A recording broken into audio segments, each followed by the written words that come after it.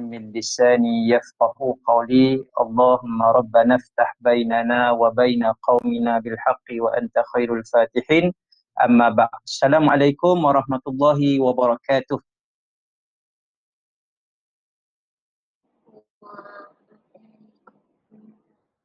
Okey, semua jawab salam lah tu. Masing-masing kita semua ahli usrah yang Ustaz kasih sekalian. Apa khabar semua? Semoga dalam keadaan sihat walafiat insya-Allah. Baik, kita pada pertemuan yang kedua lah usrah dalam tempoh PKP ni. Ustaz harap semua murid-murid ahli usrah yang dikasihi oleh Allah Subhanahu Wa Taala sekalian dalam keadaan sihat sejahtera. Insya-Allah.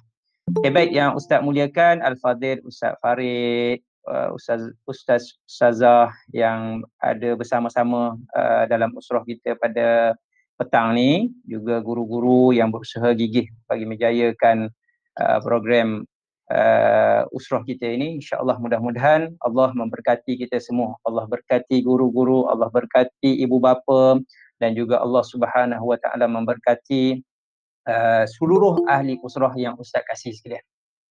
Baik, pada petang ni Ustaz nak ajak kita semua sama-sama kita buka. Ustaz Farid dah buka tadi kan? Dengan umul kitab kan? Sudah. Masing-masing kita dah baca pembukaan usrah kita, dan Ustaz nak kita semua tahu apabila kita berada dalam usrah, antara kita kena baca ialah kita buka usrah kita dengan umul kitab, kemudian diakhiri dengan tasbih kifarah dan suratul Asy. Itu pentinglah. Dan juga mungkin insya-Allah ingatkan Ustaz Farid, nanti kita baca doa lah, doa rabithah insya-Allah. Baik, ahli usrah yang Ustaz kasih sekalian, insya-Allah Ustaz pun terlupalah nak pesan sama ada kita ataupun Ustaz-Ustaz dah pesan untuk bawa Quran ke, ataupun insya-Allah lah kita hafal lah surah ni insya-Allah. Kalau tak ada Quran kat depan pun insya-Allah ahli usrah semua kita telah pun menghafaznya insya-Allah, surah Ad-Duha. Insya-Allah kita baca sama-sama. A'udzu billahi minasyaitonir rajim. Bismillahirrahmanirrahim. Wadduha wal-laili idza saja.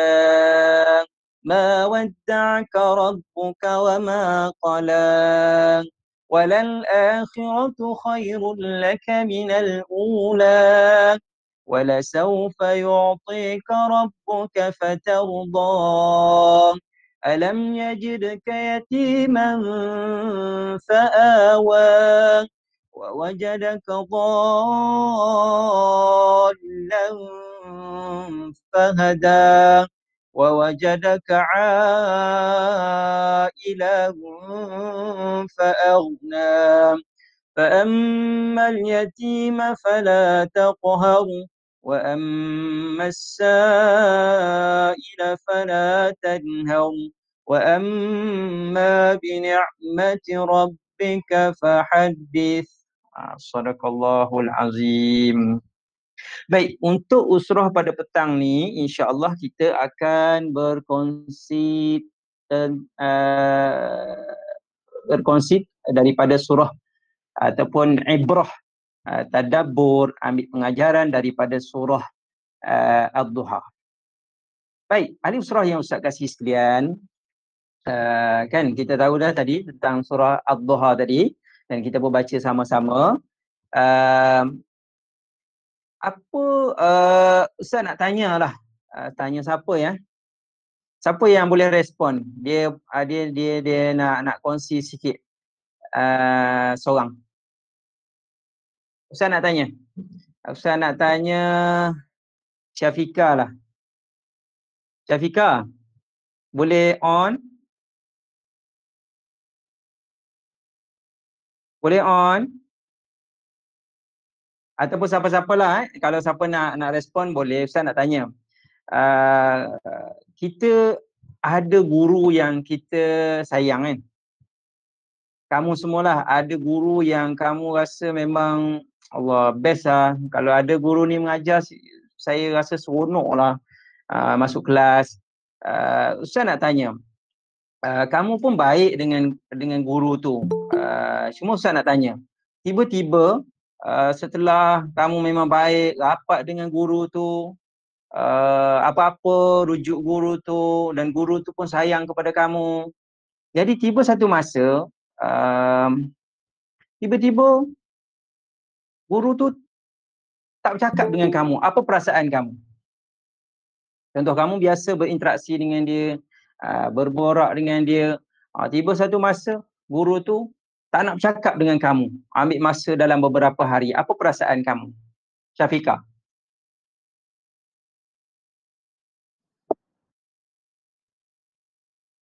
Ataupun siapalah nak respon. Apa perasaan kamu?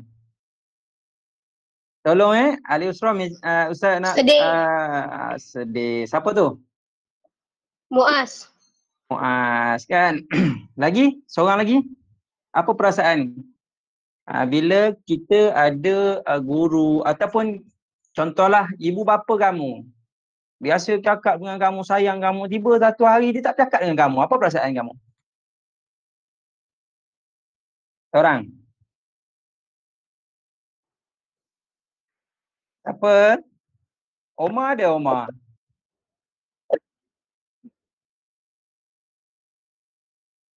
Ada tak ni? Seorang tolong respon. Okey. Sedih. Ya. Semua masing-masing akan ada satu perasaan, ya Allah, kita sayang dia, kita baik dengan dia. Tiba-tiba dia tak bercakap dengan kita. Mesti kita akan rasa something wrong dan kita akan rasa, ya Allah, sedihnya dah. Dan mungkin kita akan rasa macam serba tak kena kan. Kan? Itulah perasaan kita kerana sebab kita sayang ataupun kita kasih ataupun kita ternanti-nanti orang tersebut akan mungkin tanya khabar kita ke. Tak kisahlah dia marah kita pun tak apa, tapi dia akan bercakap dengan kita. Baik. Saya nak cerita apa pengenalan ataupun mukadimah daripada surah Ad-Duha ni ataupun mungkin asbabun nuzul lah. Asbabun nuzul, sebab turunnya ayat ataupun surah Ad-Duha tu. Okey, ahli surah yang Ustaz kasih sekalian, satu ketika mana di Mekah, Rasulullah sallallahu alaihi wasallam rasa sangat sedih. Kenapa? Kenapa?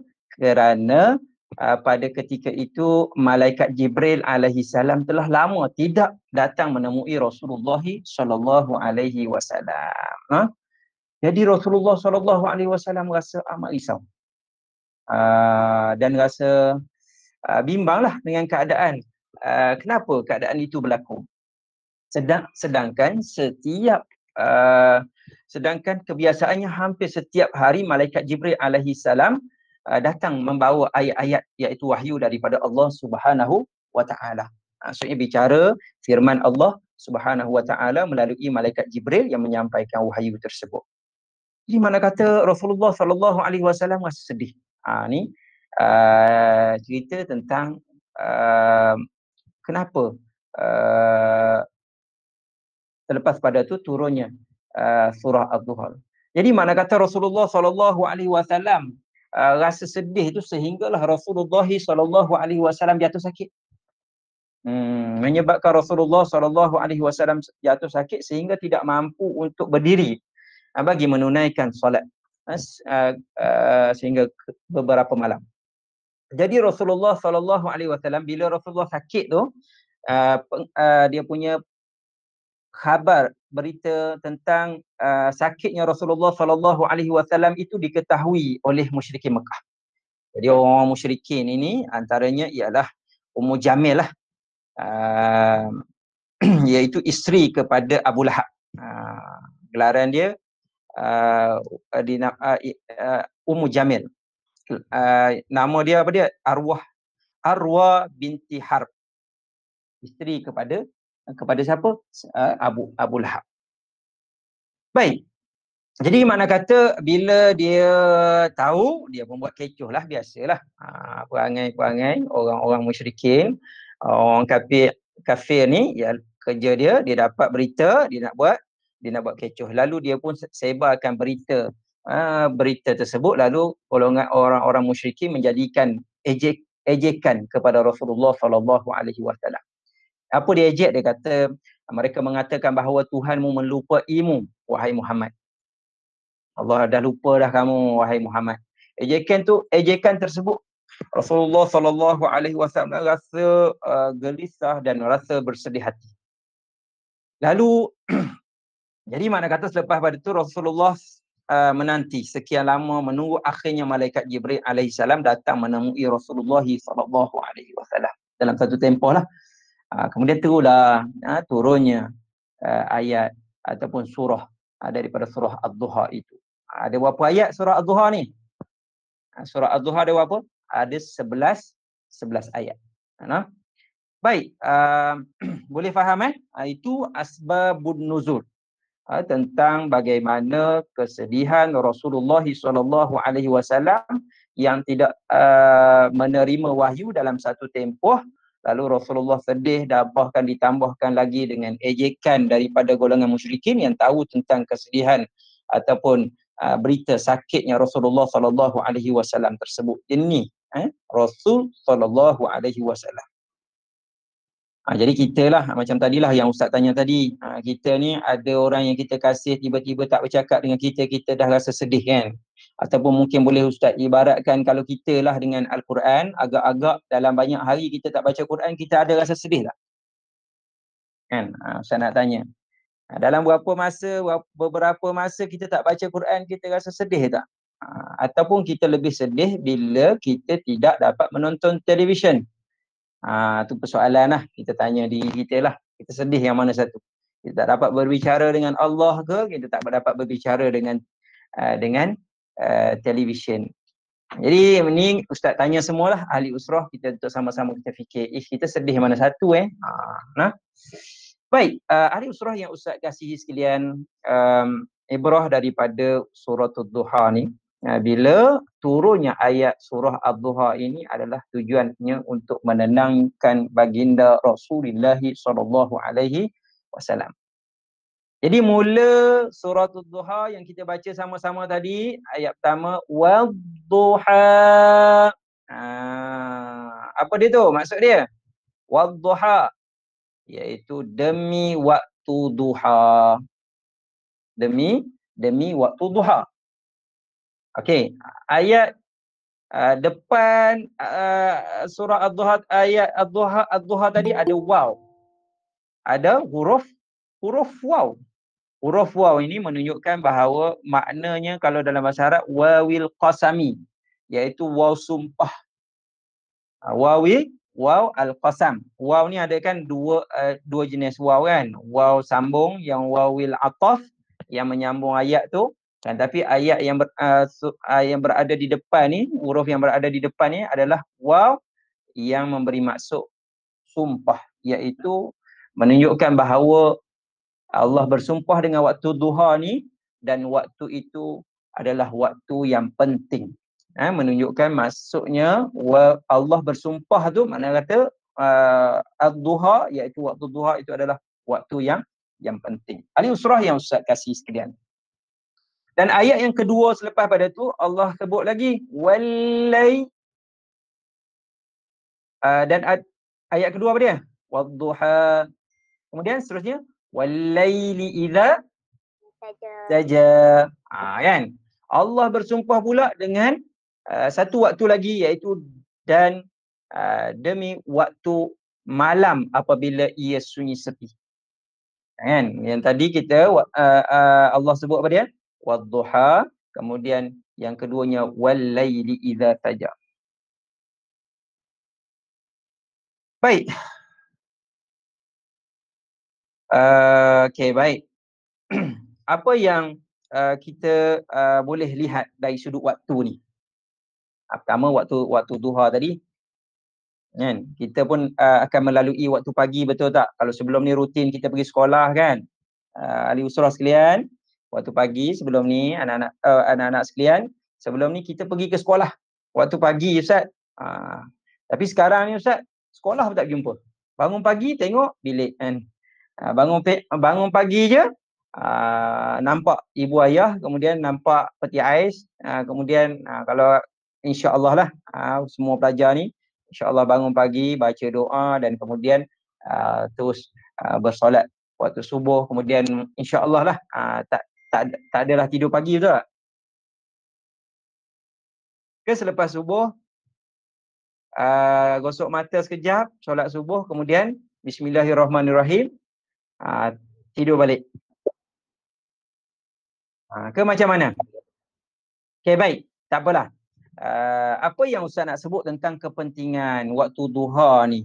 Bila kita Allah Subhanahu Wa Taala sebut tentang wadduha, iaitu waktu ni adalah waktu penting.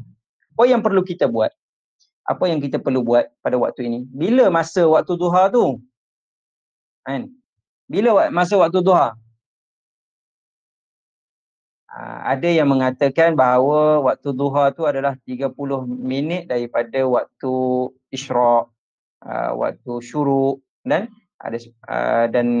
ada berbeza-beza, akan tapi dia lebih kurang 30 minit daripada waktu isyraq lah.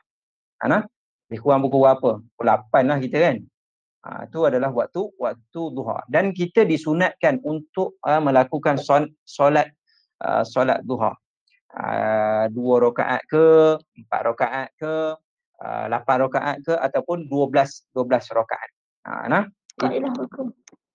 Jadi insya-Allah murid-murid ahli usrah yang sekalian, insya-Allah lah, walaupun memang bahagian HEM dah sediakan dah dia punya jadual kena solat waktu duha dan sebagainya. Kadang-kadang tanda, kadang-kadang tak tanda Ustaz, kadang-kadang terlupa Ustaz, kadang-kadang tidur Ustaz. Jadi makna kata lepas daripada usrah, Ustaz nak ingatkan kita semua untuk sama-sama kita lakukan duha lah. Paling kurang dua rakaat. Baik. Waktu duha ni berakhir 10 minit sebelum masuknya waktu zuhur. Waktu duha berakhir 10 minit sebelumnya masuknya waktu zuhur. Baik. Itulah waktu yang Allah Subhanahu Wa Taala berkati. Waktu yang Allah Subhanahu Wa Taala berkati. Kalau kita tidur, hilanglah keberkatan tersebut. Kalau kita berjaga, kita baca Quran ke, kita study ke, kita baca buku ke, kita tolong mak ayah kita ke, kemudian kita beribadah, maka mereka telah mendapat keberkatan. Allah mencukupkan bagi mereka yang melaksanakan solat duha tersebut segala kecukupan bagi mereka. Jadi insya-Allah lah kita doa, kita pun cukup, keluarga kita pun cukup rezeki. Walaupun dalam tempoh PKP pun Allah bagi rezeki melimpah ruah ya. Sebab kita menjaga waktu duha insya-Allah. Baik, ahli usrah yang Ustaz kasih sekalian, dan seterusnya Allah bersumpah dengan walaili idza saja. Apa yang sempat pada petang ni Ustaz, mungkin sebab panjang surah ni kalau nak cerita. Jadi bagaimana kita nak ambil ibrah daripada kisah kesedihannya Rasulullah SAW ni dengan Allah turunkan surah Duha ni bagi menenangkan Rasulullah SAW. Jadi baik, kemudian Allah sebut walaili idza saja, dan demi waktu malam tadi. Dan ada keberkatannya, iaitu waktu malam ini adalah waktu kita rehat, tenangkan jiwa kita dan beribadah kepada Allah Subhanahu Wa Taala. Baik, sahabat ahli usrah yang Ustaz kasih sekalian, Ustaz pergi lebih lajulah sebab kita agak pendek je masa untuk kita berusrah ni. Tak adalah terlalu panjang. Baik, seterusnya ayat yang ketiga, sahabat-sahabat usrah yang Ustaz kasih sekalian, anak murid yang Ustaz kasih sekalian. Ayat yang ketiga Allah kata ma wadda'aka rabbuka wa ma qala. Allah memujuk Rasulullah SAW, kekasih Allah itu, dengan berita gembira. Allah kata apa dia? Bahawa Tuhanmu, wahai Muhammad, tidak meninggalkanmu dan ia tidak benci kepadamu sebagaimana yang dituduh oleh kaum musyrikin. Ni ayat pujuk Allah, pujuk kekasih Allah. Iaitu Allah kata, wahai Muhammad, Allah tidak meninggalkanmu dan Allah tidak membencimu pun. Maksudnya dalam tempoh yang tidaknya turun wahyu tersebut, seperti mana dituduh oleh kaum musyrikin. Jadi dengan ayat tersebut boleh menenangkan Rasulullah sallallahu alaihi wasallam. Hati Rasulullah rasa bergembira. Ni Allah bagi, Allah turun wahyu nyatakan kepada Rasulullah sallallahu alaihi wasallam. Kita pun macam itulah. Sebenarnya cikgu tak marah pun. Cikgu sebab sibuk. Cikgu bukan marah pun. So kita pun rasa lega. Bukan marah pun, cikgu sebab sayang. Sebab tu cikgu tak bercakap dengan kamu. Lagilah kita rasa lega. Kemudian Allah kata lagi dari ayat yang keempat, walal akhiratu khairul laka minal ula. Dan sesungguhnya kesudahan keadaanmu adalah lebih baik bagimu daripada permulaan. Allah kata walal akhiratu khairul laka minal ula. Dan akhir kamu itu lebih baik daripada yang pertama, yang awal hari itu. Dan cerita ada dua benda lah. Akhirah ni tentang akhirat. Akhirat itu lebih baik daripada kamu berbanding dengan dunia yang ada yang sementara.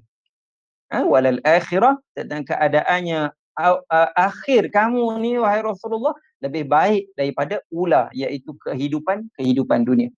Dan juga ada disebut berdasarkan ayat ini, iaitu walal akhirah ini, iaitu keadaannya akan datang. Maksudnya perkembangan Islam di masa akan datang lebih baik daripada minal ula. Dan Allah buka hijab kepada Rasulullah sallallahu alaihi wasallam melihat perkara yang akan berlaku kelak. Ahli usrah sekalian, kita kalau kita tahu besar nanti Daniel akan jadi apa, kita dah tahu, dah boleh bayang. Allah, kita akan rasa seronok. Kita boleh bayang kita akan datang mak ayah kita dah tahu mimpi-mimpi abang besar jadi sekian. Seronok kan.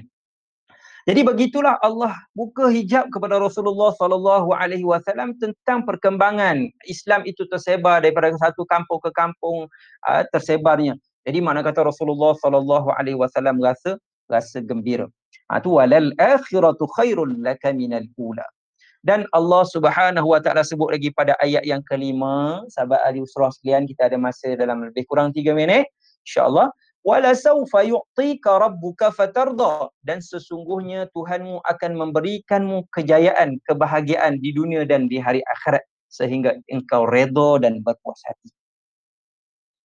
Ni Allah Subhanahu wa taala menjanjikan kejayaan, berita gembira kepada Rasulullah sallallahu alaihi wasallam, kejayaan di dunia dan juga di hari akhirat. Dan segala ejekan, sindiran yang Rasulullah SAW kena tadi ni adalah semuanya aturan daripada Allah Subhanahu Wa Taala, dan selepas tu Allah turunkan berita gembira ini bagi menenangkan Rasulullah SAW tentang pengakhiran yang lebih baik. Baik.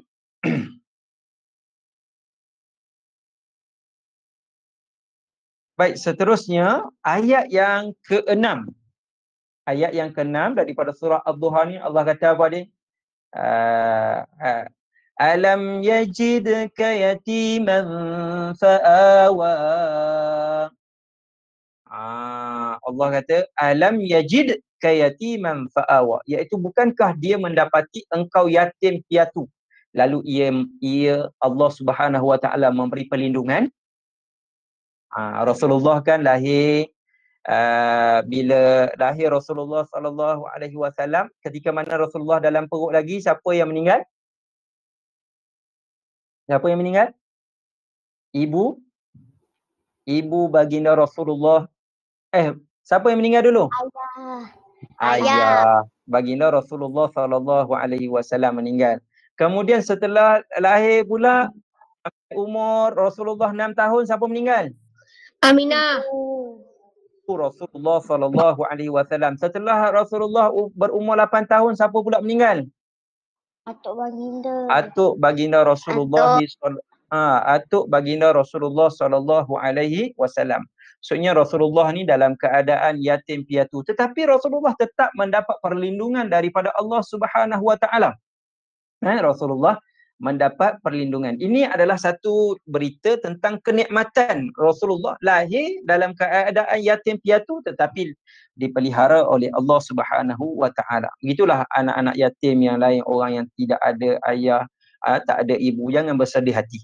Jangan sedih hati, tak, saya tak ada ayah, saya tak ada ibu, kan. Sedang Allah muliakan orang-orang sedemikian. Dan kamu pula kena bersyukur sedang kita ada ayah, ada ibu. Mak ayah ada kita tapi tak ada sekejap dia pergi kerja. Dah sedih juga. Jangan gitu kan. Kita ada mak ayah kita. Kita ada mak ayah kita tapi mak ayah kita pergi kerja sekejap, kan. Jadi janganlah sedih sangat. Sedang ada orang yang tidak ada mak ayah pun juga Ustaz nak ajak, janganlah kita bersedih hati kerana Rasulullah SAW juga dalam lahir dalam keadaan yatim piatu. Dan Allah muliakan. Allah cerita tentang Allah pelihara bagi orang yatim, ya, seperti Rasulullah sallallahu alaihi wasallam. Baik. Kenikmatannya apa? Bagaimana keadaan Rasulullah tu dalam keadaan yatim piatu tu juga menunjukkan bahawa Rasulullah ni kalau orang yang ada ibu ayah, sebab dia diajar oleh ibu ayahnya. Akan tetapi Rasulullah ni memang dididik dan ditarbiah oleh Allah Subhanahu Wa Taala secara langsung. Mak ayah tak ada. Dan tidak ada bimbingan kecuali dibimbing oleh Allah Subhanahu Wa Taala secara langsung. Itu adalah satu kenikmatan. Sahabat-sahabat usrah yang Ustaz kasih sekalian.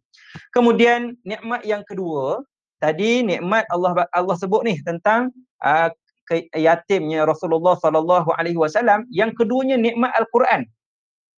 Ayat yang ke-7 Allah kata wa wajadaka dhallan fahada, dan didapati engkau mencari-cari jalan yang benar lalu ia memberikan hidayah petunjuk dengan wahyu Al-Quran. Nikmat yang kedua ni Allah Subhanahu Wa Taala kurniakan Al-Quran kepada Rasulullah sallallahu alaihi wasallam sebagai petunjuk yang kita pun baca Quran pada hari ini yang wahyunya diturun kepada baginda Rasulullah sallallahu alaihi wasallam. Ini adalah satu ketenangan kepada baginda sallallahu alaihi wasallam dan mengisi hati Rasulullah sallallahu alaihi wasallam yang ingin mencari akidah yang benar. Itu yang kedua. Dan kemudian yang ketiga, nikmat yang Allah beri kepada Rasulullah sallallahu alaihi wasallam, wa wajadaka ailan fa'aghna. Nikmat yang ketiga ialah Allah berikan kepada Rasulullah sallallahu alaihi wasallam harta. Nabi dilahirkan dalam keadaan yatim, kemudian miskin pula. Jadi Allah bagi harta kepada Rasulullah sallallahu alaihi wasallam dengan cara macam mana? Ketika mana Rasulullah ni seorang yang berniaga dengan Sayyidatina Khadijah radhiyallahu anha. Nabi seorang yang jujur, amanah, dan perniagaan semakin maju apabila Rasulullah sallallahu alaihi wasallam berniaga membantu Sayyidatina Khadijah radhiyallahu anha. Kemudian Sayyidatina Khadijah radhiyallahu anha berkahwin dengan Rasulullah. Lepas pada tu itulah kurniaan yang Allah berikan kepada Rasulullah sallallahu alaihi wasallam, iaitu harta. Dengan harta tersebutlah Rasulullah memperjuangkan Islam. Iaitu Sayyidatina Khadijah radhiyallahu anha banyak berkorban untuk Rasulullah sallallahu alaihi wa alihi wa sahbihi wa baraka wasallam, iaitu harta.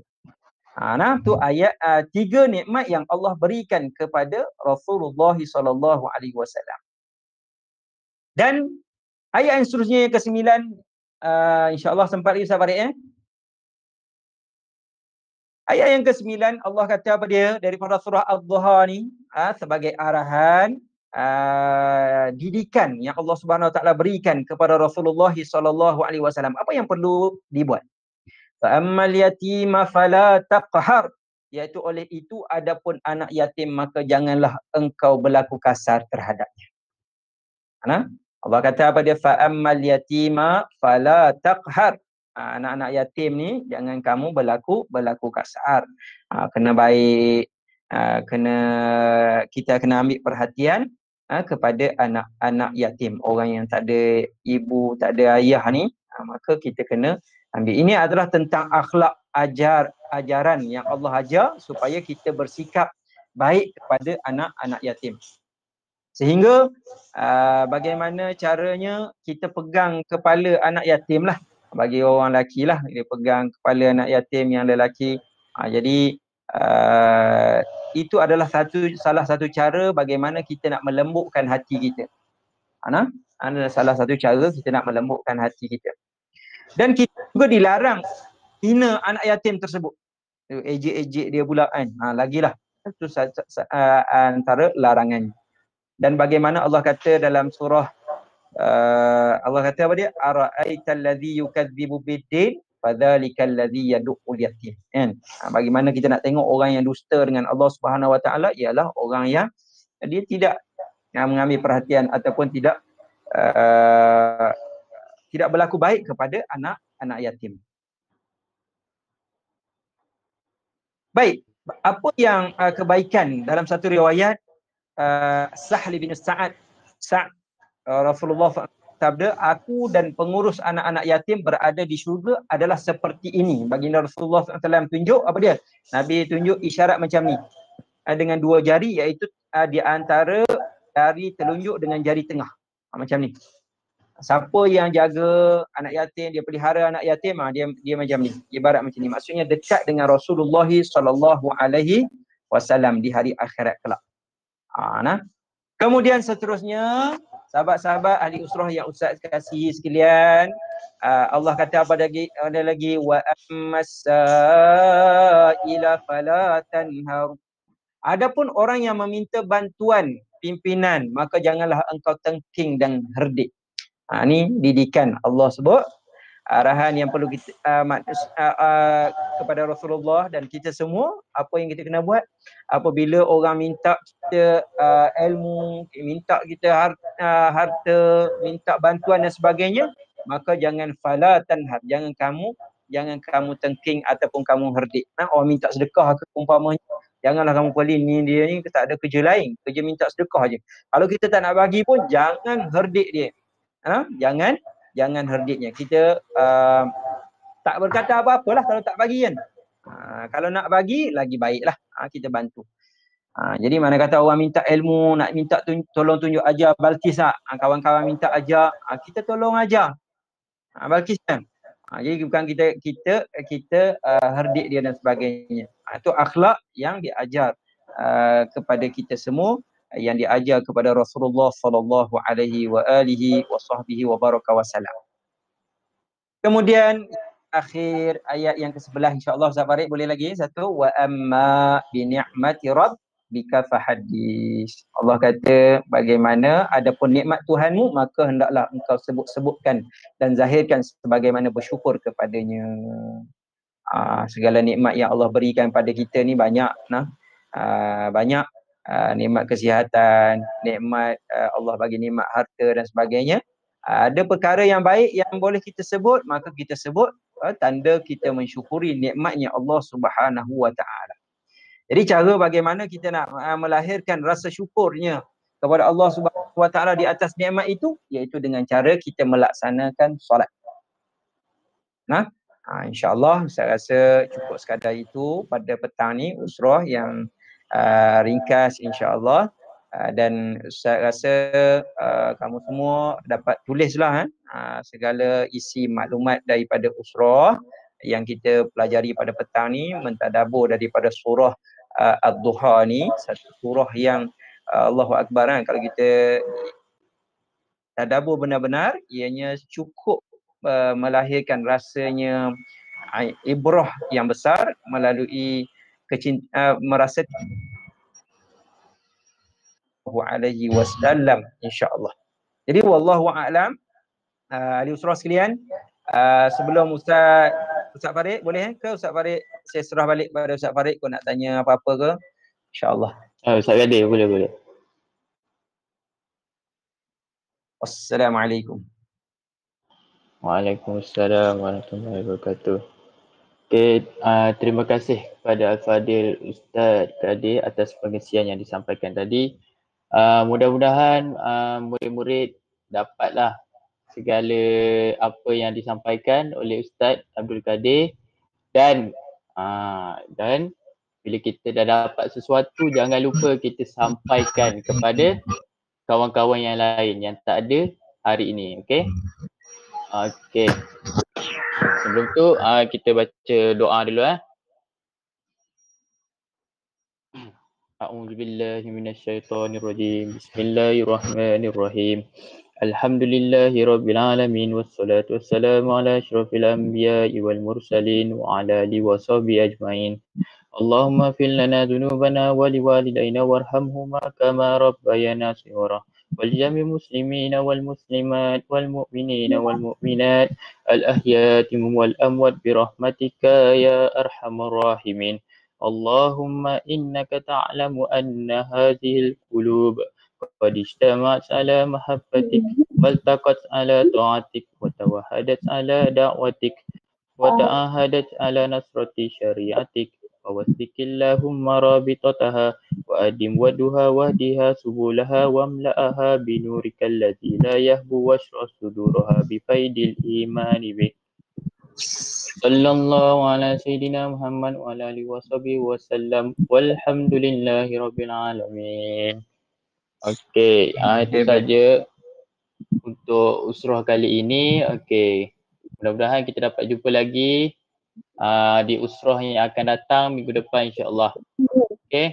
Untuk taklifan untuk sebelum kita bertemu pada usrah akan datang, saya minta pada ahli usrah untuk menghafal doa Rabitah. Boleh carilah dalam internet ke surah doa Rabitah ni. Dan hafaz nanti insya-Allah lah murid yang akan baca sendirilah. Boleh Ustaz Farid Boleh. Minta semua hafaz. Lepas ni kita baca ramai-ramai. Okey. Kita tutup majlis kita dengan tasbih kafarah dan surah Al-Asr. Subhanakallah.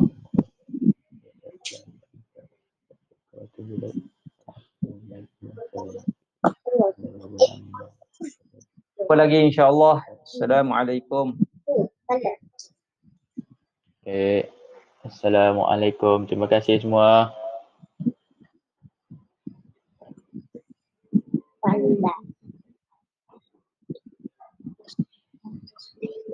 Ya. Assalamualaikum. Ustaz keluar dulu ya. Baik. Okay, boleh.